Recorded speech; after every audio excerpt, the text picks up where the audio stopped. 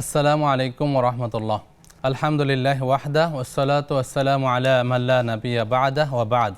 1447 হিজরির 20 যুলহিজ্জা রোজ রবিবার। সবাইকে স্বাগত জানাচ্ছি আপনাদের প্রিয় চ্যানেল নেক্সাস টেলিভিশনের নিয়মিত আয়োজন বিকমেস বিস্কিটস নিবেদিত ইসলামের জীবন বিধানে।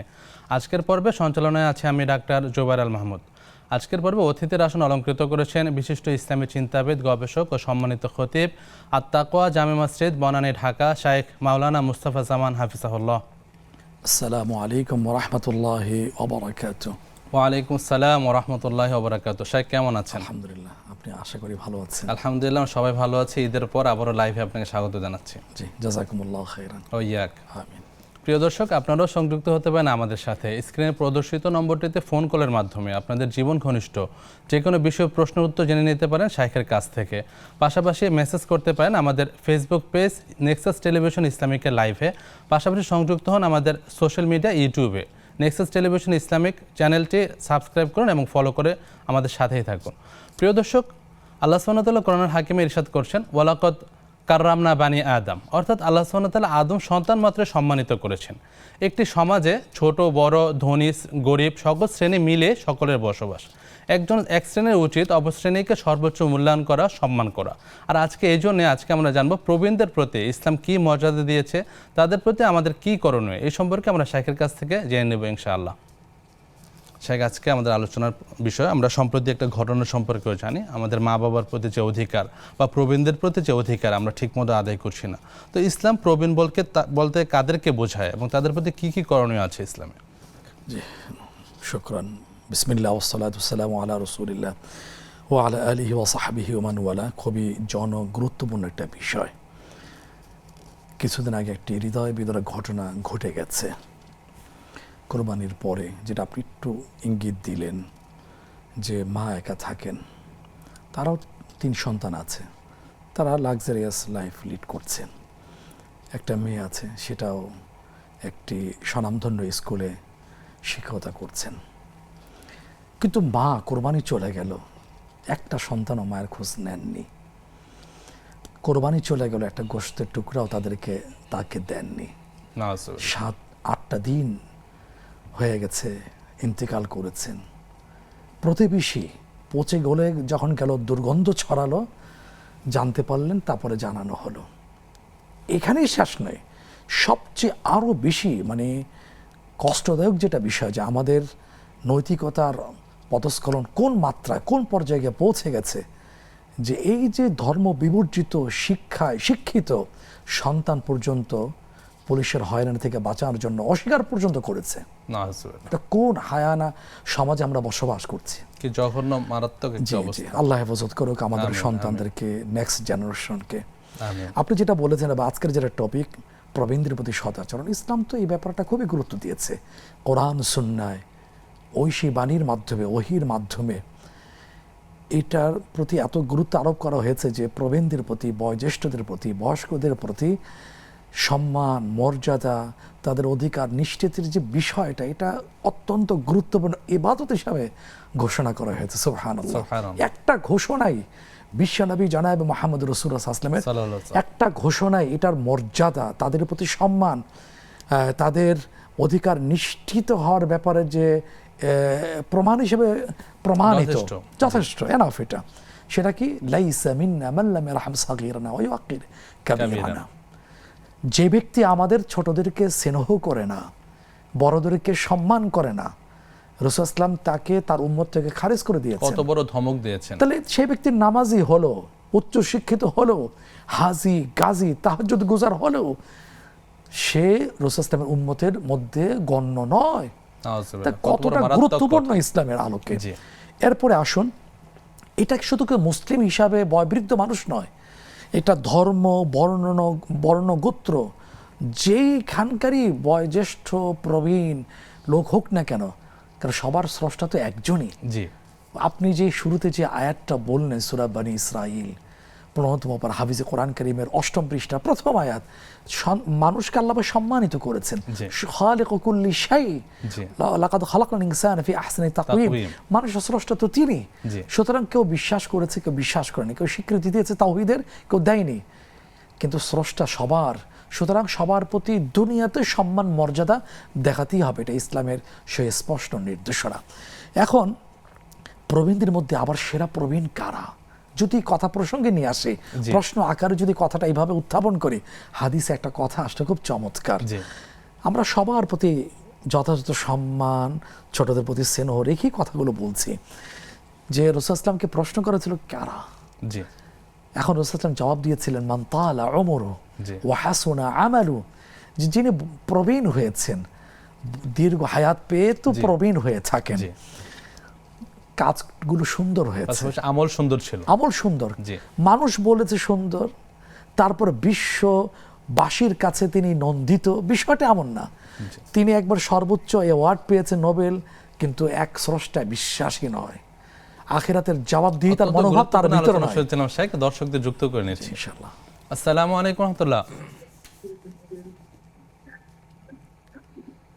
আসসালামু আলাইকুম, কে বলছেন? আসসালামু আলাইকুম। জি, ওয়া আলাইকুম আসসালাম ওয়া রাহমাতুল্লাহ।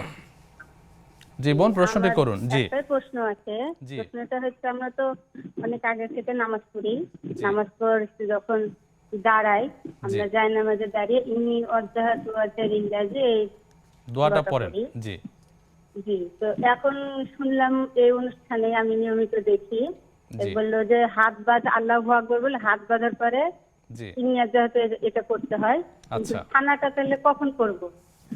আর যদি ভুল করে পড়ে ফেলি আগে হাত বাঁধার আগে, তবে কি সাজদা দিতে হবে? একটু বিস্তারিত আমরা জানবো ইনশাআল্লাহ। অসংখ্য ধন্যবাদ আপনাকে। আরেকজন দর্শক যুক্ত হয়েছেন। আসসালামু আলাইকুম রাহমাতুল্লাহ। দুঃখিত, সংযোগটি বিচ্ছিন্ন হয়েছে। আরেকজন দর্শক আছেন আমাদের সাথে। আসসালামু আলাইকুম রাহমাতুল্লাহ। জি, ওয়ালাইকুম আসসালাম ওয়া রাহমাতুল্লাহি ওয়া বারাকাতুহু। নীলা বলছিলাম স্যার, পাবনা থেকে। জি বোন, বলুন। জি, আমি একটা কোশ্চেন করব স্যারের কাছে।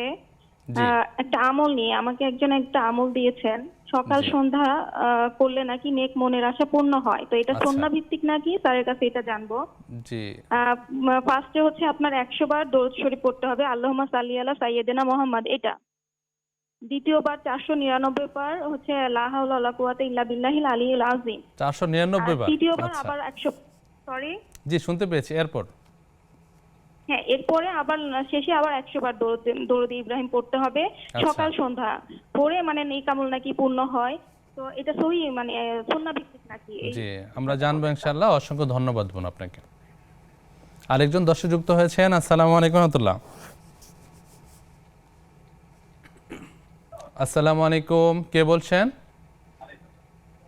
আমাকে তো আপনি ওয়েট করতে বললেন। জি, আসসালামু আলাইকুম, শুনতে পাচ্ছি বোন, বলুন।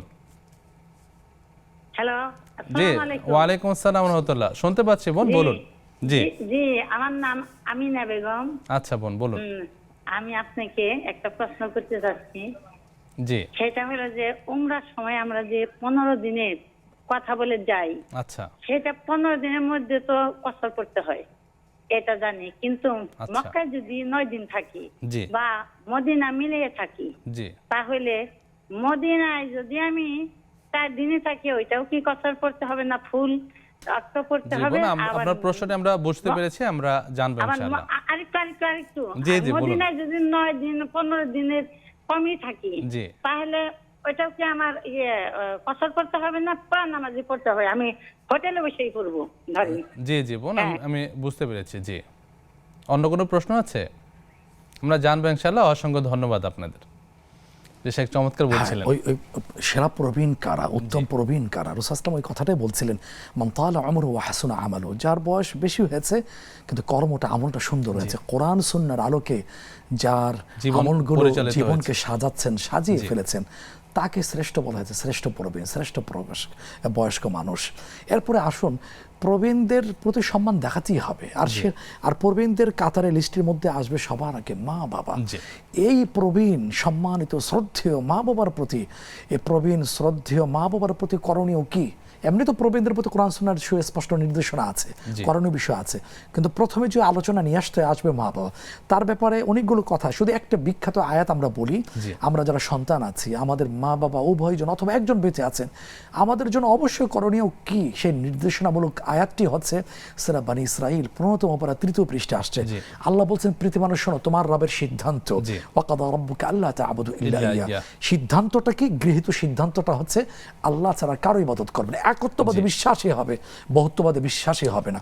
আল্লাহর অধিকার, আল্লাহর হক আলোচনার পরপরই একই সাথে আল্লাহ বলছেন মা বাবার হকের কথা, অধিকারের কথা, ওয়াবিল ওয়ালিদাইনি ইহসানা, মা বাবার প্রতি সদ আচরণ করবে। আজকে টপিকের সাথে সরাসরি এটা সম্পৃক্ত, যে প্রবন্ধের প্রতি সদ আচরণ। এটা কিভাবে করবে আল্লাহ সুন্দর কথা বলেছেন, 5টা পয়েন্ট, না বললেই নয়, এটা আলোচনাটা আয়োজনটা অসম্পূর্ণ থেকে যাবে। আমি সংক্ষেপে বলছি, বিস্তারিত আলোচনা করে নিয়ে এসেছেন হলো অন্যতম মা বাবার অধিকার। হ্যাঁ, আমি সংক্ষেপে বলছি যে আল্লাহ প্রথমে বলছেন যে ফালা তাকুল্লাহুমা উফ, তুমি এমন কথা, এমন শব্দ, এমন আচরণ করবে না মা বাবা বিরক্ত শব্দটা বলে ফেলে। এটা যে কত মারাত্মক অন্যায়, জঘন্য, এটা আয়াত থেকে বুঝে আসে। অথবা বিপরীত দিক থেকে এটাও হতে পারে যে মা বাবা যেহেতু বয়স হয়ে গেল, তারা শিশুর মতো হয়ে যান, মেজাজটা খিটখিটে হয়ে যায়, অথবা মা বাবা একটা বিষয় বারবার বলছেন, সন্তান বিরক্ত হয়ে বলছে, আহা মা তুমি চুপ থাকো তো, বাবা তুমি চুপ থাকো তো। আল্লাহ নিষেধ করে দিলেন, হারাম তোমার জন্য, তুমি নামাজি হও, ইবাদতে যতই তুমি মর্তবা অর্জন করো না কেন, কিন্তু মা বাবা তোমার কষ্টে বিরক্ত বললো, তুমিও মা বাবার কষ্টে বিরক্ত বললে, এটার মাধ্যমে এই হারাম কাজ করে তুমি জান্নাতের ঘরে তুমি প্রবেশ করতে পারবে না। এরপরে বলছেন ফালা তাকুল্লাহুম ওয়ালা তানহারহুমা, ধমক দিয়ে কথা বলবে না। আজকের সন্তান অনেকে এই ভুলটা করে থাকে, আসলে বুঝতে পারে না, অহরহ হচ্ছে। দেখুন না, আপনি সন্তান আজকের শক্তিশালী, শক্তিশালী কি বান আল্লাহ বলছেন সূরা রুম 21তম পারা 9ম পৃষ্ঠাে আসছে, আল্লাহুল্লাযী খালাকাকুম মিন দুআফিন সুম্মা জাআলা মিন বা'দি দুআফিন কুওয়া সুম্মা জাআলা মিন বা'দি কুওয়াতিন দুআফান ওয়া শাইবা। আল্লাহ তো আজ ছোট্টবেলায় দুর্বল ছিল, আবার যৌবনে এসে শক্তিশালী করলেন, আবার যৌবনকাল থেকে বার্ধক্য নিয়ে দুর্বল করে দেবেন। সন্তান যদি মনে করে যে আজকের শক্তিশালী, মা তো দুর্বল অসহায়, ধমক দিয়ে কথা বলছো, এটা না। অথচ নিজের সন্তানের বেলায় কিন্তু নরম ভাষায় কথা বলছে, মায়ের বেলায় ধমক দিয়ে কথা বলছে। এরপর আল্লাহ আরেকটি নির্দেশনামূলক বক্তব্য হচ্ছে ওয়ালা তানহারহুম আকুল্লাহুমা কাওলান কারীমা, তুমি নরম ভাষায় আদবের সাথে একবারে সম্মান বজায় রেখে তুমি কথা বলবে, তুমি নরম ভাষায় কথা বলবে, ধমক দিয়ে কথা বলবে না, শক্ত ভাষায় কথা বলবে না। আজকে দেখুন, আমি মা বাবার সাথে দেখা যায় এমন আচরণ করি, অবস্থা এমন সৃষ্টি করি বা মুডটা অফ করে রাখি, মা বাবা সাহসী কিছু বলতেই পারছে না, সাহসী করছে না, একটু কিছু খেতে চাবে সেটাও বলতে পারছে না। আল্লাহ নিষেধ করছেন, না এটা তোমার জন্য হারাম। তুমি কি করবে? ওয়াকফিদ লাহুমা জানাহা যুল্লি মিনার রাহমা। আরো শুনবেন ইনশাআল্লাহ। দর্শকদের প্রশ্ন নিয়ে নিচ্ছি ইনশাআল্লাহ। আসসালামু আলাইকুম ওয়া রাহমাতুল্লাহ। আসসালামু আলাইকুম, কে বলছেন? ওয়ালাইকুম আসসালাম, ভালো আছেন? জি আলহামদুলিল্লাহ, আমরা সবাই ভালো আছি, আপনারা কেমন আছেন? আছি আলহামদুলিল্লাহ। জি আমার একটা প্রশ্ন ছিল। জি বোন বলুন। আমার নানির বাড়ি থেকে, মানে আমার মায়ের দেয়া জমি, মানে পাওনা, জি সেই জমি বিক্রি করে যে টাকাটা পাবো আমরা, জি 10টা ভাই বোন, আমরা 4 ভাই 6 বোন। জি তো আমার মেজ বোন বলছে যে সবাইকে সমান ভাগ দিতে হবে। আচ্ছা, এটা কি আসলে উচিত? আমি জানতে চাচ্ছি। জি বোন, অন্য কোনো প্রশ্ন আছে? হ্যাঁ জি বোন বলুন।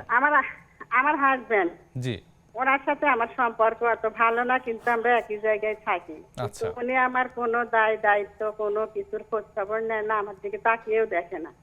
তার প্রতি আমার কতটুকু দায়িত্ব কর্তব্য আমার করা উচিত? আমি তার সংসারে আছি, তার ভাতি খাই তার বাড়িতে, এখন আমার কতটুকু দায়িত্ব আছে তার উপর, আমার কতটুকু দায়িত্ব, মানে কতটুকু কর্তব্য আমার পালন করতে হবে, এবং আল্লাহ তো অসন্তুষ্ট, দুজনের মন ভালো না থাকে। জীবন, আপনার প্রশ্নটা আমরা বুঝতে পেরেছি, আমরা জানবো ইনশাআল্লাহ বিরতির পর।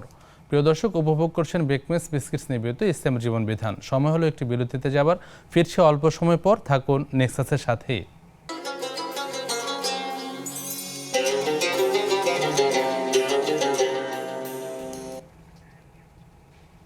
আসসালামু আলাইকুম ওয়া রাহমাতুল্লাহ। প্রিয় দর্শক, বিরতির পর আবারও স্বাগত জানাচ্ছি আপনাদের প্রিয় অনুষ্ঠান বেকমেস বিস্কিটস নিবেদিত ইসলামের জীবন বিধানে। প্রিয় দর্শক, আলোচনা করছিলাম প্রবীণদের প্রতি সদাচার সম্পর্কে। চমৎকার আলোচনা করার জন্য আমাদের সাথে আছেন শাইখ মাওলানা মুস্তাফা জামান হাফিজাহুল্লাহ। শেখ, বিরতির পর আবারও স্বাগত জানাচ্ছি। আপনি চমৎকার আলোচনা করছেন মা বাবার অধিকার সম্পর্কে কোরআন এবং সুন্নাহ অনুযায়ী। যেহেতু প্রবীণ তারা, জি খুবই শ্রদ্ধেয় ব্যক্তিত্ব তারা। সূরা বনী ইসরাঈল 15তম পারা 3য় পৃষ্ঠার যে কথাগুলো আল্লাহ বলে দিয়েছেন সন্তানদের প্রতি, এক পর্যায়ে বললেন ওয়াখফিদ লাহুমা জানাহা যুল্লি মিনার রাহমা, সে মমতা বসে নম্রতার ডানা মেলে ধরতে বলেছেন। আর সবসময় বলেছেন রব্বির হামহুমা কামা রাব্বায়ানি সাগীরা, দোয়া করতে থাকবে যে আমার রব শৈশবে কৈশোরে আমার মা বাবা আমাকে যেমন আদর স্নেহ দিয়ে লালন পালন করেছেন, আজকে তুমি তাদেরকে মানে রহমতের করে উঠিয়ে নাও। আজকের আমি যদি তাদের প্রতি ভালো আচরণ না করি, তারুণ্য দীপ্ত রঙিন জীবন অভ্যস্ত হয়ে পড়ি, মা বাবাকে যদি অবহেলা করি, বোঝা মনে করি, মহতারাম আপনি তো ডাক্তার, মানুষ সেবা দিয়ে যাচ্ছেন, এমন দিন তো আমারও আসতে পারে যে সন্তান দ্বারা উপেক্ষিত, লাঞ্ছিত, অপমানিত হয়ে বৃদ্ধাশ্রমে নির্বাসিত হব। পশ্চিমাদের তো আমাদের দিকে আসতেছে এই বিষয়টা, এটা আমরা চাই না যে মা বাবা সন্তানের সাথেই থাকবেন, প্রবীণরা তাদের আপনজনদের সাথেই থাকবেন, এই ধারাবাহিকতা চলতে থাকে, এটা আমরা চাই না। হ্যাঁ, হতে পারে মনে করেন যাদের কোনো উপায় নাই, আত্মীয় স্বজন কেউ নেই, তাদের হতে পারে সেটা রাষ্ট্র নেবে অথবা ব্যক্তি বিশেষ উদ্যোগ না নিতে পারে, কিন্তু সেক্ষেত্রে যশ খ্যাতি কোনো ব্যবসায়িক কোনো উদ্দেশ্য এখানে থাকবে না। গেল এটা।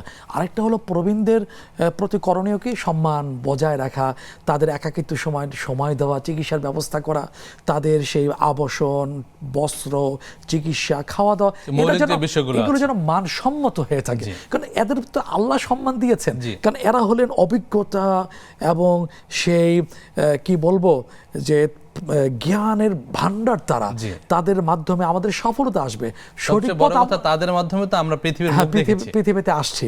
এক, দ্বিতীয় কথা হচ্ছে যে তাদের প্রতি আল্লাহ এতটা ছাড় দিয়েছেন, ইবাদতে পর্যন্ত শিথিলতা দান করেছেন, সুবহানাল্লাহ, যে নামাজ পড়তে পারছে না, অক্ষম, হাদিস আসছে ফাঁকা আইদান, দাঁড়িয়ে পড়তে অক্ষম, তো সুবিধাজনকভাবে তারা ইবাদতটা আদায় করে ফেলবেন। সিয়ামের ব্যাপারে আসুন না, সূরা বাকারা 2য় পারা 6ষ্ঠ পৃষ্ঠা আসছে যে রাখতে পারছেন না, রাখার মতো সেই শারীরিক সঙ্গতি নেই, তাহলে তারা ফিতরা দিয়ে দেবেন। হজের ক্ষেত্রে দেখুন না, আর্থিক এবং শারীরিক সমন্বিত ইবাদত, সেই ইবাদতের ক্ষেত্রে আসতে পারছেন না, হজ ফরজ হয়েছে, তাদের পক্ষ থেকে কেউ আদায় করে দেবে, যেটা আমরা বদলি হজ থেকে এত সুযোগ দিয়েছে, আমি কেন তাদের প্রতি সম্মান দেখাবো না? ইনশাআল্লাহ। আসসালামু আলাইকুম ওয়া রাহমাতুল্লাহ। ওয়ালাইকুম আসসালাম ভাই, আমি খুশিদা বেগম বলছিলাম বাড্ডা থেকে। জি বোন বলুন।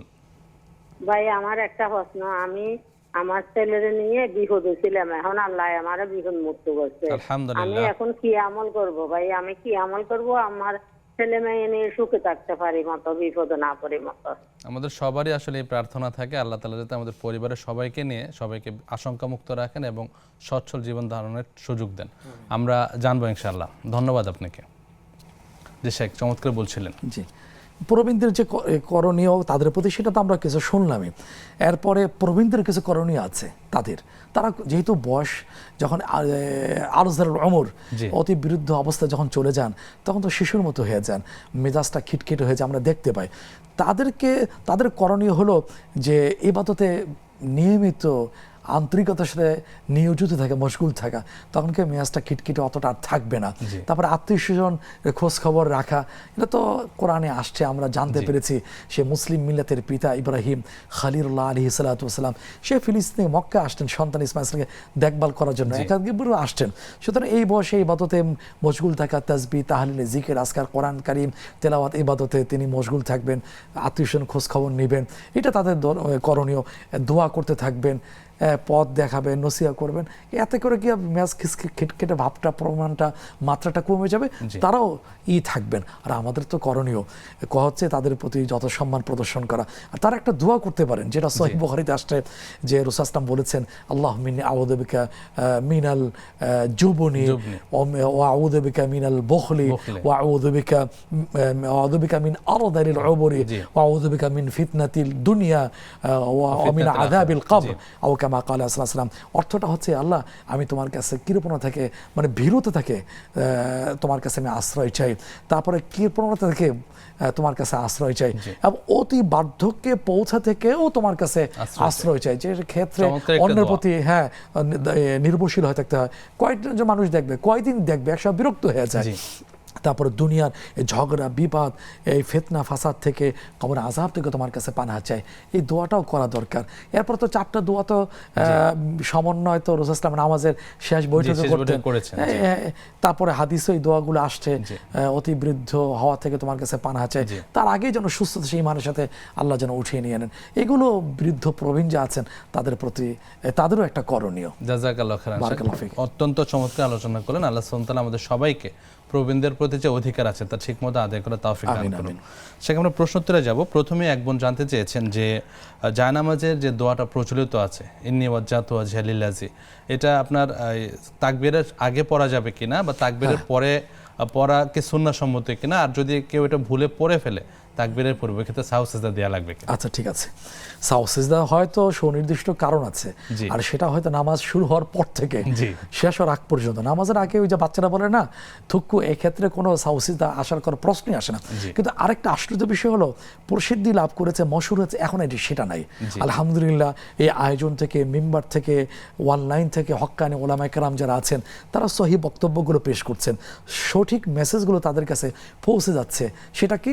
সেটা হলো যে জায়নামাজের কোনো দোয়া নেই, যেটা ইব্রাহিম ইসলাম আর রবকে খুঁজতে গিয়ে রাতের বেলায় এক পর্যায়ে তিনি বুঝতে পারলেন ওই যে রাত্রটা, চাঁদটা, গ্রহটা, তারপরে সূর্যটা, কোনোটা আমার রব হতে পারে না। কিন্তু এক সময় আমার তো চোখের আড়াল হয়ে যায়, আমার রব তো তিনি, ইন্নী ওয়াজ্জাহতু ওয়াজহিয়া লিল্লাযী ফাতারাস সামাওয়াতি ওয়াল আরদা হানিফা ওয়া মা আনা মুশরিকিন, যিনি আসমান জমি সৃষ্টি করেছেন তিনি আমার রব, তার দিকে আমি মুখটা ফিরিয়ে নিলাম।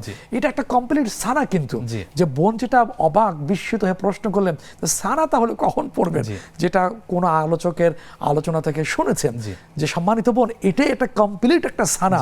হাদিসে একাধিক সানা আসছে। আমাদের দেশে যেটা মার্কেট পেয়েছে, মার্কেট শব্দটা বলে ফেললাম, প্রসিদ্ধি লাভ করেছে, সেটা হলো সুবহানাকাল্লাহুম্মা ওয়া বিহামদিকা ওয়া তাবারাকা ইসমুকা ওয়া তাআলা জাদ্দুকা ওয়া লা ইলাহা গায়রুক। এটা আমরা যেটা আরবি ভীতি আছে আমাদের, সেজন্য এটা আমরা একটাই পড়েছি, একটাই শুনে আসছে, এটাই পড়ছি না। হাদিসে ওইটার সাথে ইন্নী ওয়াজ্জাহতু এটাও কমপ্লিট একটা সানা। আরো সানা আসছে, আল্লাহুম্মা বাঈদ বাইনি ওয়া বাইনা খাতায়া। সুতরাং রাসূল সাল্লাল্লাহু যখন একাধিক সানা পড়েছেন, একাধিক সানা সহিহ হাদিস দ্বারা যখন সুপ্রমাণিত আছে, আমার আপনার করণে মাঝে মধ্যে একটু চেঞ্জ করে এক একটা সানা পড়া। আর সানা পড়াবো করব, তাহলে জায়নামাজের কোনো দোয়া নাই। আবু দাউদের হাদিসের কিতাবে আসছে ইফতিতাহুহা আত-তাকবীর ওয়া ইখতিতামুহা আত-তাসলিম। নামাজের শুরু হবে আল্লাহু আকবার, আর নামাজ শেষ হবে আসসালামু আলাইকুম রাহমাতুল্লাহ, আসসালামু আলাইকুম রাহমাতুল্লাহ। সুতরাং তাকবীর বলার পরে এটা হচ্ছে সানা, এটাও পড়া যায়, যেটা আমরা পড়ে আসছে ওটাও পড়া যায়। হাদিসে আরও আসছে, হিসনুল মুসলিম, আজকার, বিভিন্ন দোয়ার কিতাবে আসলে আমরা পড়তে পারি ইনশাআল্লাহ। সুতরাং আপনি যেটা বলেছেন যে কোনো সাহু সিজদা দেওয়া লাগবে না, এটা আপনার ক্ষেত্রে এটাই আমরা মেসেজটা দিচ্ছি, এটা কমপ্লিট সানা, তাকবীর পর আপনি পড়তে পারবেন, কোনো সমস্যা হবে না। জাযাকাল্লাহু খাইরান শেখ, বিস্তারিত উত্তরটা দিয়েছেন, আশা করি আমরা সবাই উপকৃত হব। দর্শক অপেক্ষমান আছেন, প্রশ্ন নিচ্ছি। আসসালামু আলাইকুম রাহমাতুল্লাহ।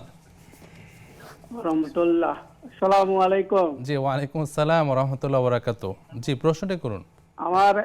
আমার একটা প্রশ্ন, জি, তাহাজ্জুদের নামাজ সম্পর্কে।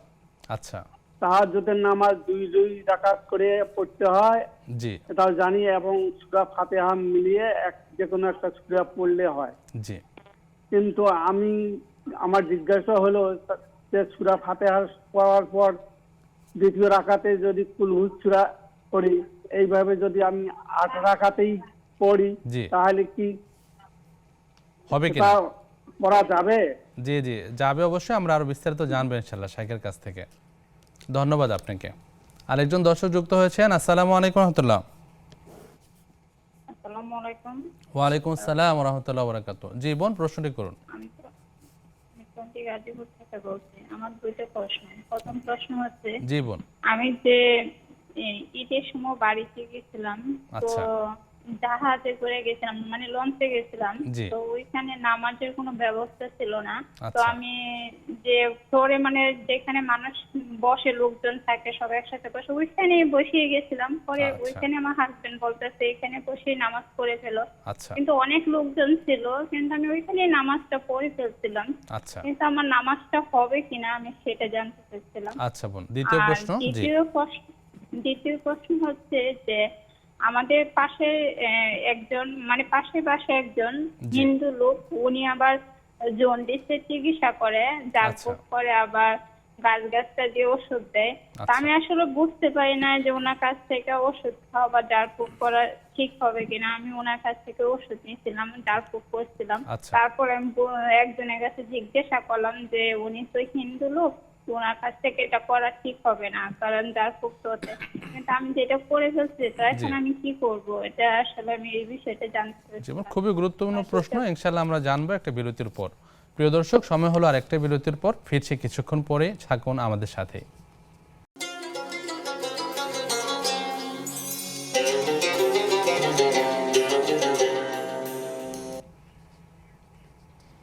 আসসালামু আলাইকুম ওরহমতুল্লাহ। প্রিয় দর্শক, বিরতির পর আবারও স্বাগত জানাচ্ছি আপনাদের প্রিয় অনুষ্ঠান ইসলামের জীবন বিধানে। নিবেদন করছে বেকমেস বিস্কিটস। আমাদের সাথে আছেন শেখ মাওলানা মুস্তাফা জামান হাফিজাহুল্লাহ। শেখ, বিরতির পর আবারও স্বাগত জানাচ্ছি। এরপরের প্রশ্নে যাচ্ছে। আমাদের বোন নীলা পাবনা থেকে জানতে চেয়েছেন যে মনের আশা পূরণ করার জন্য বেশ কিছু আমলের ফিরিস্তি উনি আমাদেরকে দিয়েছেন, ওটা কতটুকু কোরআন সুন্নাহ সম্মত বা করণীয় কি? হ্যাঁ, যেটা শুনলাম যে 300 এতবার 499 বার, এগুলো হাদিস দ্বারা প্রমাণিত না, এগুলো ভিত্তিহীন কথাবার্তা। আমার আশা পূর্ণ করবেন আল্লাহ সুবহানাহু ওয়া তাআলা, আর কেউ আশা পূরণ করতে পারবেন না। সেক্ষেত্রে আমার করণীয় হলো হারাম থেকে বেঁচে থাকা, এরপরে আল্লাহর ইবাদত করা। আর আল্লাহ তাআলা তো একটা হাদিসে রাসূলের মাধ্যমে তো জানিয়ে দিয়েছেন, হাদিসে আসছে ফরজ ওয়াজিব এগুলো নিষ্ঠার সাথে পালন করার পরে যখন নফলের ব্যাপারে গুরুত্ব আরোপ করে থাকে, এক পর্যায়ে আল্লাহ পাক তাকে ভালোবেসে ফেলেন। সুবহানাল্লাহ। তো যে ভালোবাসার পাত্র হয়ে যায়, তার আশা কি আল্লাহ অপূর্ণ রাখবেন? কখনোই না। সুতরাং এটা রাখবেন না। আরেকটা ব্যাপার আসছে কি মহতারাম, ইসমে আজম, এটার উসিলা দিয়ে দোয়া করা, এটাও কিন্তু দোয়া কবুলের কথা আসছে। সুন্দর সুন্দর সুন্দর নামের উসিলা দিয়ে দোয়া করা, এগুলো দোয়া কবুলের আশা পূর্ণর কথাগুলো বলা হয়েছে। সুতরাং যেগুলো সুন্নাহ দিয়ে প্রমাণিত, সেই দিকেই আমার আমল বা মনটা ধাবিত হওয়া দরকার এবং এই ব্যাপারে গুরুত্ব আরোপ করা দরকার বলে আমরা কোরআন সুন্নাহ আলোকে মনে করি, সেই পরামর্শ দিচ্ছি। বারাকাল্লাহ ফিক। শেখ, চমৎকার বলেন। আরেকটা বিষয় হলো শেখ, ইসলাম কিন্তু সহজ করার জন্য এসেছে। এখন 499 বার বা 500 বার করে একটা তাজবীহ গণনা গ্রন্থ অনেক কঠিন, আর কোরআন সুন্নাহ ভিত্তিক বিশুদ্ধ যে গণনাগুলি আসছে সর্বোচ্চ 100 বার পর্যন্ত পাওয়া যায়। জাযাকাল্লাহ খাইরান। শেখ, পরের প্রশ্নে যাচ্ছে। আমাদের এক বোন জানতে চেয়েছেন যে উমরাতে যে সফরটাতে থাকেন, প্রায় 15 দিনের সফর, মক্কায় বা মদিনায় সময়টা ভাগ করে থাকা হয়, ওই ক্ষেত্রে সালাতকে কসর করা লাগবে কিনা, না পূর্ণ সালাত পড়তে? না, কসরই করবেন। কারণ মক্কা মদিনা তো একই এলাকা না, দুইটা এলাকা। দুইটা এলাকার দূরত্ব রয়েছে 400 কিলোমিটার উপরে, মক্কা থেকে টু মদিনা। সুতরাং এখানে দুইটা এলাকা, সুতরাং সেই ক্ষেত্রে দুই জায়গায় যিনি যাবেন, হজের সফরে হোক আর উমরার সফরে হোক বা দুনিয়াবি সফরের ক্ষেত্রে হোক না কেন, উনি মুসাফিরি থাকবেন, কসর আদায় করে নেওয়া। জাযাকাল্লাহ খাইরান শেখ। পরের প্রশ্ন আমাদের একজন জানতে চেয়েছেন যে তার মা তার নানা বাড়ি থেকে কিছু সম্পত্তি পাবেন, মানে জমি জমা, ওই ক্ষেত্রে বন্টনের ক্ষেত্রে মাকে তার সন্তানদের সমান সমান ভাগ দেবেন, নাকি ছেলের এবং মেয়ের ভাগে যে পার্থক্যটা আছে ওটা প্রযোজ্য? হ্যাঁ, অবশ্যই। বাবার ক্ষেত্রে যেই পার্থক্য, মার সম্পদের ক্ষেত্রে একই কথা। সে কথাটা কি? সূরা নিসা 4th পারা, হাফিজে কোরআন কারীম 18তম পৃষ্ঠা, শুরুতে আল্লাহ বলছেন যে ইউসিকুমুল্লাহু ফি আওলাদিকুম, আল্লাহ তোমাদের সন্তানের ব্যাপারে আদেশ করছেন। এটা চরম, এটা কঠিন একটা ওসিয়ত। সেটা হলো লিযযাকারি মিসলু হাযিল উনসায়াইন, ছেলে পাবে, ছেলে যেটা পাবে ফুল, মেয়ে পাবে সেটা হাফ। বাবার ক্ষেত্রে যেরকম মিরাসের ক্ষেত্রে, মার ক্ষেত্রে একই, মানে তাকসিমটা হবে। জাযাকাল্লাহ খাইরান।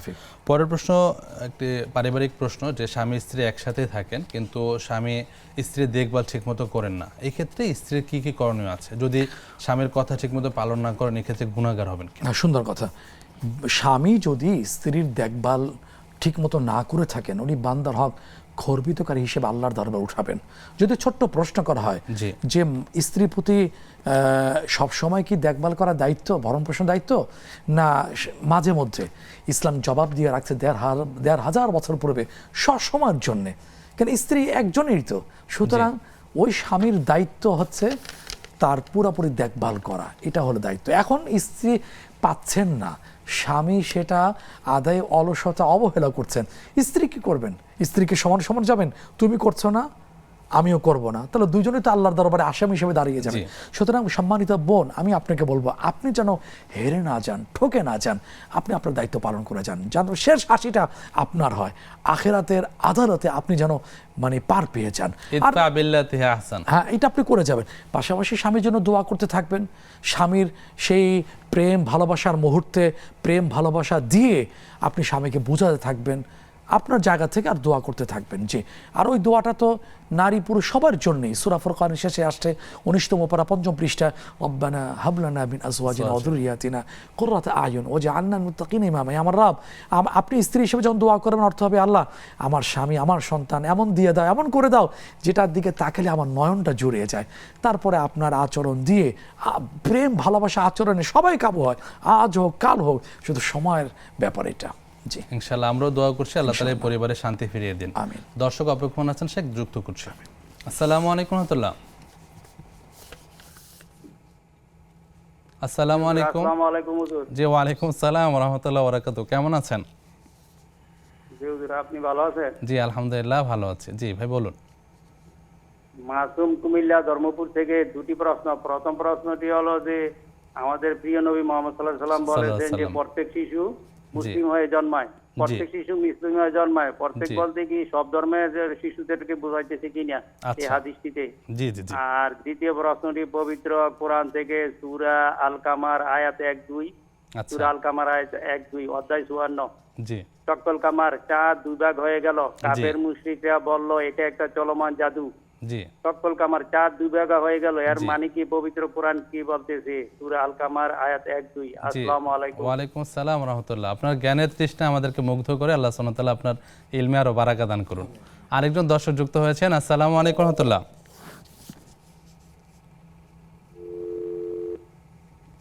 আসসালামু আলাইকুম। আসসালামু আলাইকুম। ওয়া আলাইকুম আসসালাম ওয়া রাহমাতুল্লাহি ওয়া বারাকাতুহু। জি বোন, প্রশ্নটি করুন। জি হুজুর, আমি দুটো প্রশ্ন করতে চাই। জি বোন। যে আমার বড় মেয়ে, আমার দুটি মেয়ে, আমার ছোট মেয়ে অসুস্থ অবস্থায় জি। আমি একজনের কাছে অনেকগুলো টাকা নিচ্ছিলাম, আচ্ছা। মানে সাহায্য হিসেবে। জি। তো পরবর্তীতে আমি তখন বুঝি না, পরবর্তীতে 3 বছর পরে আমার বড় মেয়ের জন্য ওই ছেলে একটি বিয়ের প্রস্তাব দিছে। আচ্ছা। তো আমার যখন টাকাগুলো দিছে তখন আমি বলছিলাম আল্লাহর কাছে মোনাজাত করে যে আল্লাহ আমার কাছে যদি এই ছেলে কখনো কিছু আমি কখনো না করব না। আচ্ছা। কিন্তু 1 বছর আগে যখন আমার মেয়ের জন্য বিয়ের প্রস্তাব দেয়, কিন্তু আমার মেয়ে রাজি না। আচ্ছা। আমার মেয়ে এই ছেলের চেয়ে 1 বছর সিনিয়র। আচ্ছা। এখন আমি জানতে চাচ্ছি এতে আমি তো কথা রাখতে পারি নাই, এজন্য কি আমার বড় কোনো গুনাহ হইবে? আচ্ছা বোন, দ্বিতীয় প্রশ্ন কি আপনার? আর দ্বিতীয় প্রশ্ন, আমার ছোট মেয়েটা আজ থেকে 5 বছর আগে থেকে অসুস্থ, অনেক বড় একটা রোগ আক্রান্ত। কিন্তু ওই সময় লকডাউন, আমার স্বামী বেকার ছিল। আচ্ছা।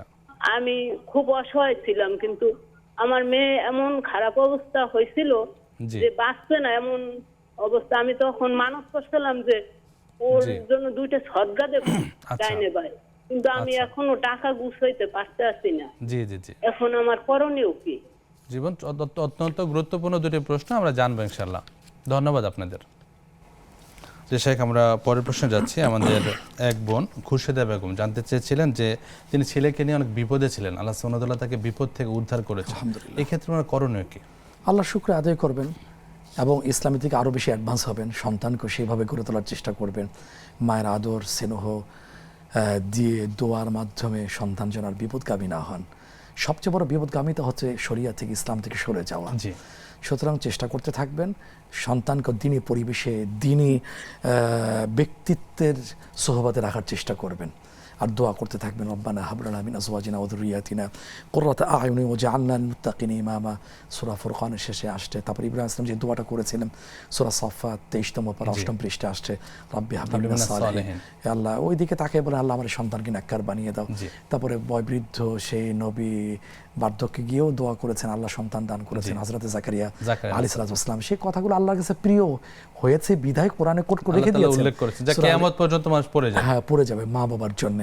সেটা হলো সূরা আলী ইমরান 3য় পারা হাফিজে কোরআন কারীমের 16তম পৃষ্ঠা শুরুতে আসছে, রাব্বি হাবলি মিন লাদুনকা যুররিয়াতান তাইয়্যিবা ইন্নাকা সামিউদ। এগুলো করে যাবেন। কিন্তু দোয়ার পাশাপাশি সবচেয়ে গুরুত্বপূর্ণ হলো মা বাবা হিসাবে যে তাদের সন্তান যেন বিপদগামী না হয়। কোথায় যাচ্ছে, কাদের সাথে মিশছে, ঘরটাও বানাবে একটা দিনই ঘর। উর্দুতে একটা কথা বলে, মেরি ঘর মেরি ঘর মেরি জান্নাত হয়। জি। এখন ঘরটা যেন দিনই ঘর পরিবেশটা বিরাজ করে, তালিম, দিনই শিক্ষা, নিজেরাও দিনদার থাকবেন, ঘরের পরিবেশটাও দিনই পরিবেশে পরিণত করবেন, তাহলে ইনশাআল্লাহ আল্লাহ পাক রহমত দিয়ে দেবেন, ঘরটাকে জান্নাতি একটা ঘর বানিয়ে দেবেন। জাযাকাল্লাহ খান শেখ, চমৎকার কিছু পরামর্শ দিলেন। আশা করছি আমার বোন এই ক্ষেত্রে আরো সতর্ক এবং সাবধান হবেন ইনশাআল্লাহ। শেখ, পরের প্রশ্ন আমাদের এক ভাই জানতে চেয়েছেন যে তাহাজ্জুদের সালাতে 2 রাকাত করে 8 রাকাত পড়লে শেষ রাকাতে শুধু সূরা ইখলাস পড়া যাবে কিনা? সূরা হ্যাঁ, ফাতিহা পড়া যাবে না, সূরা ফাতিহার সাথে ইখলাস। জি জি, মানে দ্বিতীয় রাকাতে নিয়মিত করে আপনার সূরা ফাতিহার সাথে হ্যাঁ, পড়া যাবে, যেহেতু প্রত্যেকটা 2 রাকাত বেশি নামাজের হিসাব তো আলাদা, জি, সুতরাং পড়া যাবে। জাযাকাল্লাহ খায়ের। শেখ, পরের প্রশ্ন আমাদের এক বোনের যে হিন্দু লোকের কাছে গিয়ে চিকিৎসা নিয়েছিলেন, ঝাড়ফুঁক এবং এই রিলেটেড কিছু ভেষজ চিকিৎসা, তো এটা জায়েজ আছে কিনা বা উনি ভুলে করে ফেলেছেন, করণীয় কি? কিন্তু এটা একটা আশঙ্কাজনক একটা কথা, সেটা হলো ঝাড়ফুঁক। কিসের ঝাড়ফুঁক করেছেন? শিরিক? তাহলে তো অবশ্যই করা যাবে না। আপনি জানবেন যে আপনি কি বলছেন, বলবেন আমাদেরকে, হ্যাঁ, সম্মান দেখিয়ে কৌশলে জানার চেষ্টা করবেন, তাহলে অবশ্যই জানবেন না, কারণ হারাম দিয়ে চিকিৎসা মতে কোনো নাই, কোনো বারাকাত নাই, এটা ইসলামে নিষেধ আসছে, হালাল দিয়ে করতে হবে। ওইদা মৃত্যু ইয়াশফিন, রোগ তিনিই দেন, শিফা তার পক্ষ থেকে আসে। আর মুমিনের জন্য রোগ একদিক থেকে প্লাস পয়েন্ট। রোগগ্রস্ত হয়ে আছে, রোগের মধ্য দিয়ে জীবনযাপন করছেন, সবর করতে পারলে ওইটা তার গুনাহ মাফ হচ্ছে। কতদিন রোগ ভালো হচ্ছে না, যতদিন চলতে থাকবে গুনাহ মাফ হতে থাকবে। হাদিসে আসতে গুনাহ মাফ হয়ে গেছে, আমলনামায় গুনাহ নাই, ডিলিট হয়ে গেছে, এরপরে আল্লাহ পাক তার পজিশনটা হাই করে দেন, মর্তবা বাড়িয়ে দেন। সেটা মুমিনের জন্য এটা কোনো আফসোসের কারণ নেই। হ্যাঁ, আমাকে ভালোটা চাইতে বলা হয়েছে, কিন্তু এখানে অবশ্যই সাবধান, এই দুর্বলতার সুযোগে আপনি যেন শিরকের সম্মুখীন না হয়ে যান। আল্লাহ সুবহানাহু আমাদের সবাইকে হেফাজত করুন। বিশেষ করে ঝাড়ফুঁক যে চিকিৎসা, এটা শরীর চিকিৎসা, কোরআন সুন্নাহ ভিত্তিক হতে হবে এবং অবশ্যই একজন আমলদার নেককার মুমিন মুসলিম বহুত্ববাদী সে তো আর সেই তাওহীদ দিয়ে কোরআন সুন্নাহ দিয়ে করবে না, এজন্য সাবধান হওয়া। হ্যাঁ, ভেষজ যেটা আছে সেটা যদি হয়, হারাম যদি কিছু না থাকে, সেটা গ্রহণ করতে কোনো নিষেধ নেই, বাধা নেই। শেখ, চমৎকার বললেন। শেখ, পরের প্রশ্ন আমাদের বোন জানতে চেয়েছিলেন যে ঈদের সফরে গিয়েছিলেন, ঈদের সময় তিনি সালাত আদায় করার একটা বিব্রতকর পরিস্থিতিতে পড়েছিলেন, ওই ক্ষেত্রে সালাত আদায় হবে কিনা বা করণীয় কি? হ্যাঁ, নৌপথে গিয়েছেন, যেহেতু নামাজ তো পড়তে হবে, জি, লঞ্চ কর্তৃপক্ষ, মালিক কর্তৃপক্ষের ব্যবস্থা রাখেনি, ওই দেখা যায় মানুষে বসেছে, উনি যেটা বলছেন টেবিলে বেঞ্চে, ওই মধ্যে নামাজ পড়ছেন। হ্যাঁ, নামাজ হবে কিনা যদি কিবলামুখী থাকেন, নামাজ হবে কিনা যদি উনি ওনার জায়গাটা পাক থেকে পবিত্র থাকে, ওনার যদি সতরটা ঢাকা থেকে যতটুকু ঢেকে নামাজ পড়তে বলা হয়েছে, নামাজ হয়ে যাবে। আর ওই যে পরিবেশটা নেই, ওইটা মালিক কর্তৃপক্ষের উপর দায়টা চলে আসবে। কেন এখানে নামাজের ব্যবস্থা রাখা হয়নি? যেহেতু মুসলিম প্রধান দেশ, সেক্ষেত্রে সব জায়গাতে সালাতের ব্যবস্থা থাকা উচিত। যিনি যত বড় দায়িত্বশীল, তার উপরে দিনই দায়িত্বটা ততটাই বর্তায়। সবাই দায়িত্বশীল, দায়িত্বশীল সম্পর্কে আখিরাতে আদালতে জিজ্ঞাসিত হবে, কঠিন কথা। জাযাকাল্লাহ খাইর। আসসালামু আলাইকুম ওয়া রাহমাতুল্লাহ, কে আছেন আমাদের সাথে? আসসালামু আলাইকুম। ওয়া আলাইকুম আসসালাম ওয়া রাহমাতুল্লাহ। জি বোন, প্রশ্নটি করুন। হ্যাঁ, আমি আগারগাঁও তালতলাতে বলছি, হেলে না বুঝছেন? জি বোন, বলুন। আমার তো মনে করেন একটু কোমরে ব্যথা আছে, ঝাঁটনাডি, আবার হাড় পা ব্যথা, আবার আমি একজন ক্যান্সারের রোগী, বুঝছেন? কেমন দিয়ে আসছি, আমি যে চেয়ারে বৈশা নামাজ পড়ি, জি, আর মনে করেন আমি টেবিলের উপরে সেজদা দিই, আমার কি সেজদাটা হবে? আচ্ছা বোন, আপনার পরিস্থিতি আমরা বুঝতে পেরেছি, আমরা জানবো ইনশাআল্লাহ বিরতির পর। প্রিয় দর্শক, উপভোগ করছেন আপনাদের প্রিয় অনুষ্ঠান বেকমেস বিস্কিটস নিবেদিত ইসলামের জীবন বিধান। সময় হলো সর্বশেষ বিরতিতে যাবার, ফিরছি কিছুক্ষণ পর, থাকুন আমাদের সাথেই।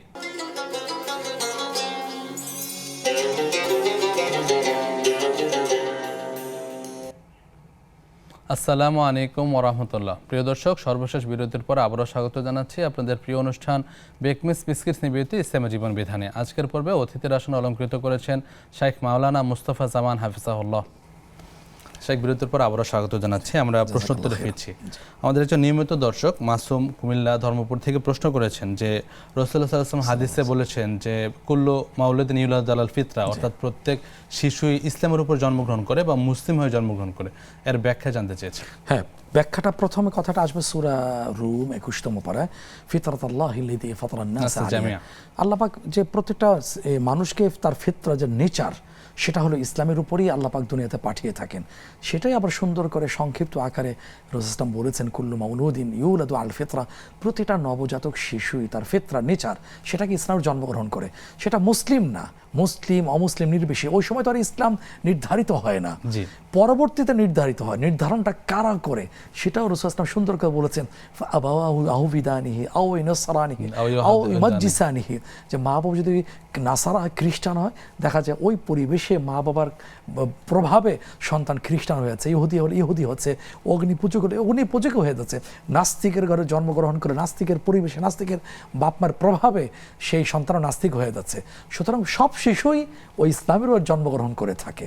সুতরাং এখানে ধর্মের কোনো বিভাজন করার কোনো সুযোগ নেই, স্বভাবগতভাবে তার মধ্যে তাওহীদের বিষয় বা জ্ঞানটা থাকে। এই জন্য আমরা সহজেই বলি ইসলামের উপরই জন্মগ্রহণ করে থাকে। জি, জাযাকাল্লাহ খাইরান। চমৎকার বললেন। পরের প্রশ্ন আমাদের ভাই জানতে চেয়েছেন, সূরা আল কমারের 1 ও 2 নম্বর আয়াতে যে চন্দ্র দ্বিখণ্ডনের ব্যাপারটা এসেছে, এটা কি বলা হয়েছে? এটা হলো রাসূলকে যে একবার যেন বলেছিল যে তুমি যদি 97 হয়ে থাকো, ওই যে দূরের চাঁদটাকে দ্বিখণ্ডিত হয়ে দেখাও। তখন আল্লাহ পাক তো সে আরশ আজিম শুনে ফেলেন, বললেন যে রাসূল আপনি শুধু হাত ইশারা করুন, আঙুল ইশারা করুন, কারণ কারণে দ্বিখণ্ডিত হয়ে গেছে। পরে এটা তো সত্য, জি, ঘটিয়েছেন কে? আল্লাহ তাআলা। এটাকে বলা হয় মুআজিজা ইসলামের পরিভাষায়। আর এটা তো দেখেছে যারা প্রথমে গিয়েছিলেন, তারা দেখেছেন এটা। এরপর তো একজন তো নবচারিত ইসলাম গ্রহণ করলেন, ইতিহাস তো সেটাই বলছে, বিশ্ববাসী এটাই শোনানো হয়েছে। ওই ঘটনাতে ইঙ্গিত করি সূরা কামারের এই শুরুর আয়াতের ওই কথাই বলা হয়েছে। জাযাকাল্লাহ খাইরান। পরের প্রশ্ন এক বোন জানতে চেয়েছেন যে যদি কাউকে দিয়ে কোনো কথা না রাখতে পারা যায়, ওই ক্ষেত্রে কি গুনাহ হবে কিনা? হ্যাঁ, অবশ্যই গুনাহ হবে। ওয়াইদা ওয়াদা আখলাফা, মুনাফিকের কয়েকটা পরিচয়ের মধ্যে এটা পরিচয় ওয়াদা দিয়ে ভঙ্গ করে ফেলা।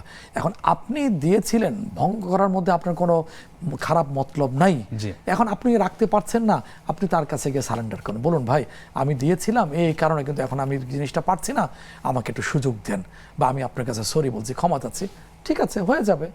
কিন্তু দেখা যাচ্ছে ভিতরে যদি বান্দার হক, যদি এরকম মতলব যদি খারাপ থাকে, অসৎ উদ্দেশ্য থেকে থাকে, তাহলে সে মুনাফিকের আলামত চলে আসছে। আল্লাহ হেফাজত করুন। আমিন আমিন। শেখ, বোনের দ্বিতীয় প্রশ্ন, যে উনি একটা বিষয়ে মানত করেছিলেন কিন্তু মানত পূরণ করতে দেরি হচ্ছে, এই ক্ষেত্রে করণীয় কি? উনি বলেছিলেন সন্তান সুস্থ হলে মানত করবে, দুইটা কথা বলেছেন। আপনি কেন আগ বাড়িয়ে এই মানতটা করতে গেলেন? এটা তো ইসলাম চাপিয়ে দেয়নি, আল্লাহ দেননি, রাসূল সাল্লাল্লাহু আলাইহি ওয়াসাল্লামও দেননি। আর আপনি চাপিয়ে দিয়েছেন, পূরণ করাটা অবধারিত কখন?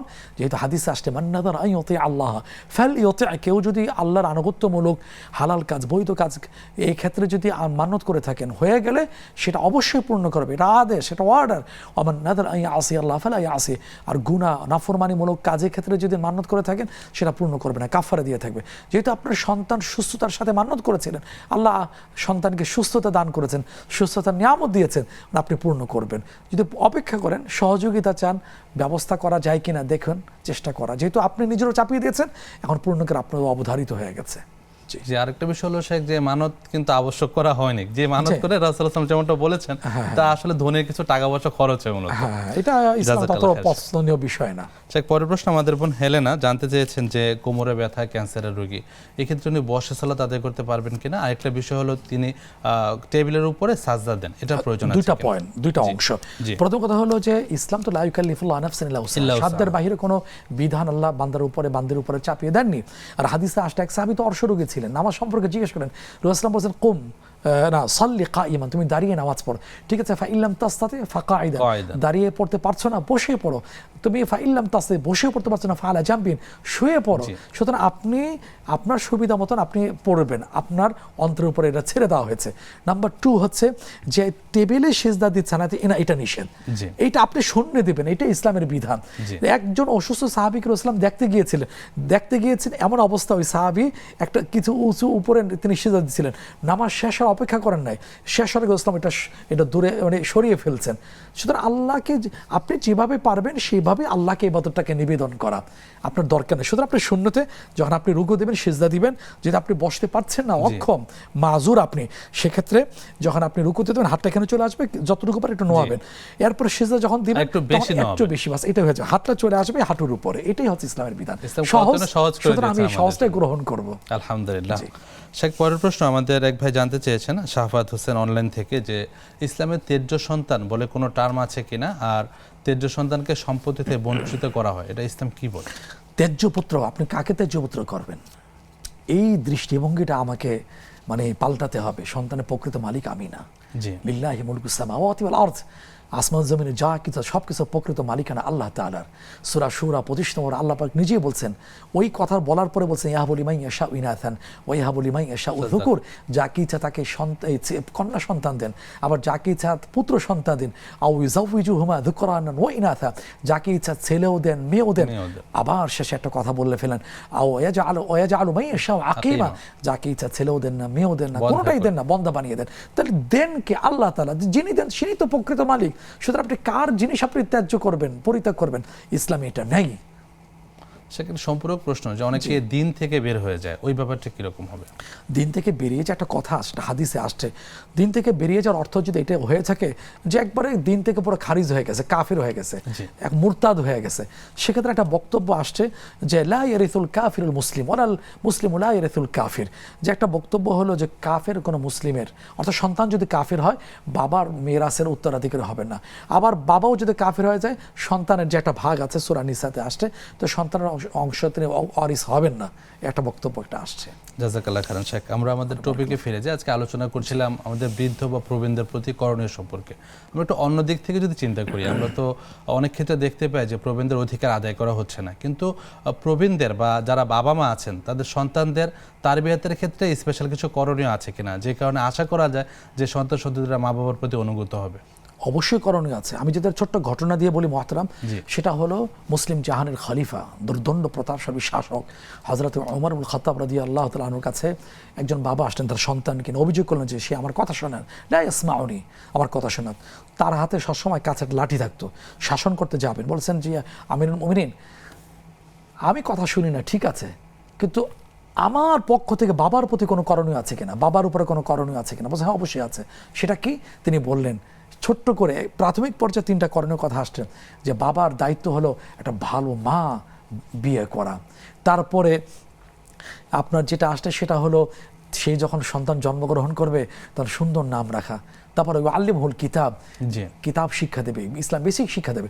তখন ওই সন্তান বলে ফেললো আমিরুল মুমিনিন ওমর খাত্তাব রাদিয়াল্লাহু তাআলার সামনে যে আমার মা এটা ভালো না, নামটাও খারাপ, ভালোও না, এটা সন্তানের অভিযোগ না, অর্থাৎ তিনি ভালো একটা ফ্যামিলির ভালো একটা মেয়ে তিনি বিয়ে করেননি, তারপরে নামটাও ভালো রাখেনি তার, এরপরে তাকে কোথাও কিতাবও শিক্ষা দেয়নি, উল্টার বাবাকে শাসন করতে গেলেন। তো সুতরাং বাবা হয়েছে বিধায়, মা হয়েছে বিধায় আমার জন্য 7 গুণ মাফ, আমি যেটা বলবো সেটাই হবে, আমার জন্য জান্নাতের 8টা দরজা উন্মুক্ত, বিষয়টা এমন না। বাবা হবারও দায়িত্ব, আমি তাকে ভালো একটা মা উপহার দিব, ভালো অর্থবোধক দিনই নাম রাখবো, যেহেতু হাদিসে আসলে আহসিনু আসমাআকুম, সুন্দর অর্থবোধক নাম, যে নামটা শুনেই বোঝা যাবে সে কি মুসলিম, তাওহীদে বিশ্বাসী। এরপরে তাকে প্রথম পর্যায়ে দ্বীনি শিক্ষা দিব। হাদিসে আসছে যখন ছোটবেলা থাকে শৈশবে 1-2টা কথা সব মুখ থেকে উচ্চারণ করে আল্লাহ নাম উচ্চারণ করাবো, কারণ জীবনে প্রথম যদি দ্বীনি শিক্ষা দেওয়া হয়ে থাকে সারা জীবন কিন্তু ওই দ্বীনের ঢেকুর উঠবে।